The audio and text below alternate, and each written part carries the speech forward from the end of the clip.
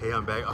So that little, whatever little bird stole a thought out of my head, it came back. It was like, hey man, that was actually a cool thought, man. I just wanted to take a crap and drop it on your head, and I just want to let you have that thought back, man, because that was a cool, man. You need to rock with that one. Stay righteous, man. I'm out of here. I won't jack you anymore. So I'm in an alley, actually kind of like a nice alley. This is actually like a really nice alley. It's I kind of sound sketchy like that. This is a really nice alley, but it's actually the actual spiritual home of a stable shop that I had when I was a younger person, and it's where a cool mom and pop store that was doing well enough past the point where it should have been doing well, it got leveled so that some more fancy stuff could come in, and that fancy stuff is pretty solid because it's still here, and I actually bought some cool stuff there. That's some stuff that I wear in these videos,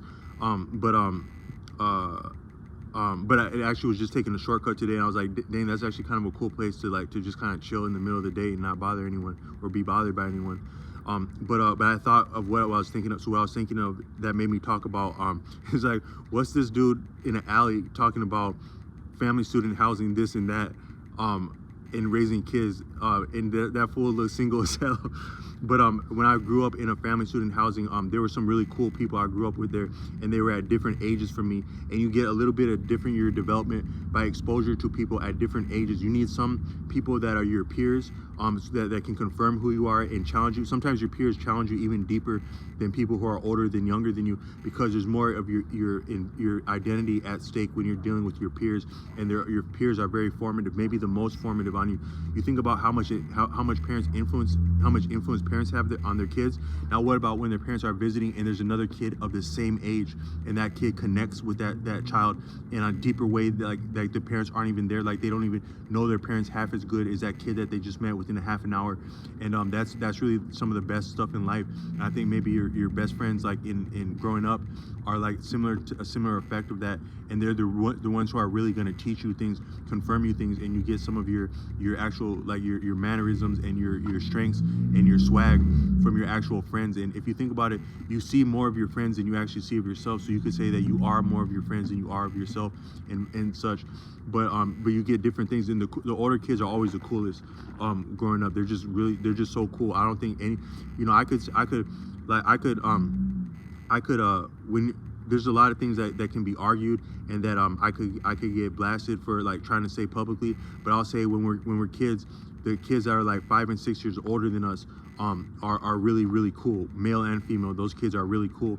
I remember one girl was like a good 6 years older than me, and she was just so beautiful, and she taught me that there's 6 zeros in it. So I was like, how many zeros are in a million? And she's like, 6. And like, so she was like, that's one of my coolest lessons in life, is that there's actually 6 zeros in a million. So if I ever make it to be a millionaire, I'm gonna have to give her one of those zeros. But there was just some cool kids I grew up that were older, and there was another girl who was she was really cool, and she one time, I think I referenced in another video, she was playing ding dong ditch with some cool kids on our house that we were kind of new to, but I opened it dressed like Shaka Zulu, because I had been at one of my dad's cool parties with like other people from Africa, and they had us watching some violent ass Shaka Zulu as a little kid, like where they have like some people that just look crazy, and they're like about to execute, like it's just some kids, some crazy stuff that's like realistic, that probably really happened, that little kids don't have no business looking at, but it's actually the type of stuff little kids probably would have seen back in the day, like when life was real. But that just moved, that movie just moved me as a child. And as far as I was concerned, I had been a warrior at that point when I saw Shaka Zulu, because Shaka was just the realest shit. Especially how his I think his own brothers killed him. Like, he had a deep relationship with his mother. He's the coldest warrior, and he ends up getting effed over by his like half brother or his real brother, because they wanted the throne. What's realer than that? Even a kid can experience that, and that's not very different than life. But that's the realest stuff, Shaka Zulu. And damn, he was cold, man. Shaka Zulu was cold. Like, sometimes, like, they do, like, in the military, like, they say, like, Sierra, Fox, Tango, Zulu. Man, don't talk about no Zulu with, like, some stuff like that, man. Zulu is that's some Zulu is some don't make Zulu that common. Is like the letter Z is not the letter Z. Is because first of all, in Africa it's Sulu. I think you say it more like that. I can't be acting like no Zulu around here, but my people are from not too far from there, and my dad knows how to say some of those words. And that ain't no word that we should be putting up in like little half shorthand stuff like that. That's some real ass shit, Zulu.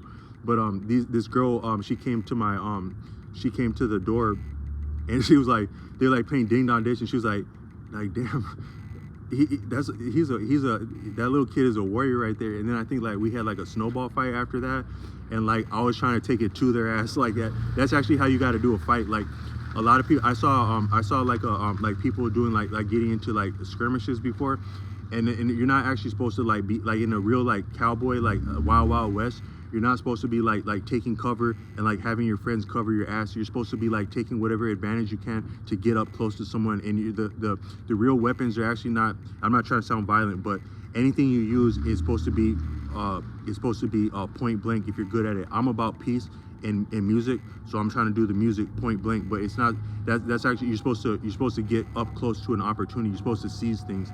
And so this girl, she appreciated my costume and my snowball fighting. And so, but she was like way in the hell older than me. But one time she was like, yeah, in the future, people are gonna look at each other when they talk to each other, like you know, like these telephones, like we're gonna actually see each other. I was like, for real?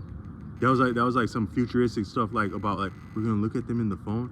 So like when they call me, so like when my best friend calls me from the other side of the apartment complex because we're trying to like play together, and like he has to leave a voice, he has to leave a message on my answering machine. I'm gonna look at his face in the answering machine. That was like really futuristic, but I said like to this day, like that's exactly what we have. So she was spot on about that. But for being a little bit older like they were, it wouldn't have been hard to figure that out.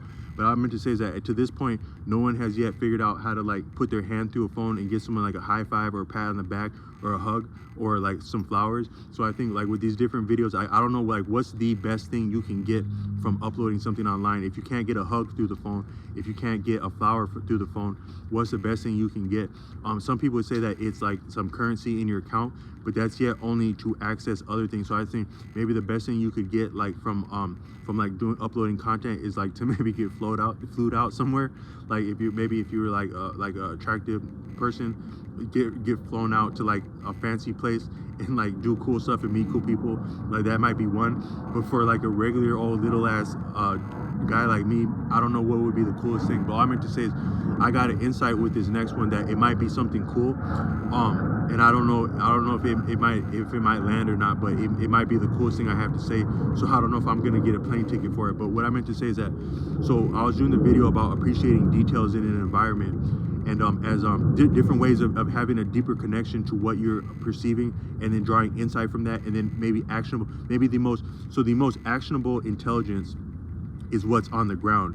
Your real intelligence when you're being challenged isn't going to come from on high, likely. On high is just going to tell you where the problem is going to be, and it's going to get you up into some problem. But whatever is going to help you survive, if anything, it's going to be the intelligence of people who are with you or just barely a little bit ahead of you.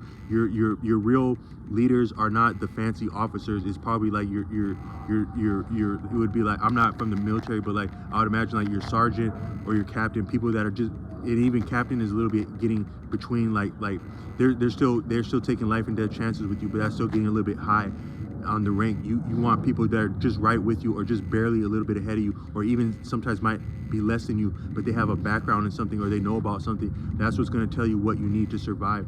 But with that, I was thinking that but as far as you yourself, some intelligence you can extrapolate, and you don't have to be told, you don't have to be handed down intelligence. You can actually decipher it yourself if you're availing yourself of your attention. If you're up in anything difficult, which all of us in life are in something difficult, we're all on a battlefield if we're being honest. What you shouldn't be sightseeing or taking pictures. You should be thinking differently than you would normally think, because how you would normally think is exactly how your opposition is thinking you're thinking, and that's likely what is planned for you. But if you can think differently than yourself, if you can defeat your own thinking and perceive anomalies and details differently, that's going to be your most actionable insight. And for all the things that we struggle with or we're interested in, like on different online learning venues, what is actionable, what is technique, what is dynamic, what is applicable, that's what's going to get an outcome and a difference that we see. So I'm offering that with these videos in terms of appreciating detail and awareness of an environment differently, to engage with that environment differently, understand that environment differently, understand ourselves different, engage with ourselves different, therefore engage with other people and understand people and have real outcomes like that. That's where I'm coming from with this content.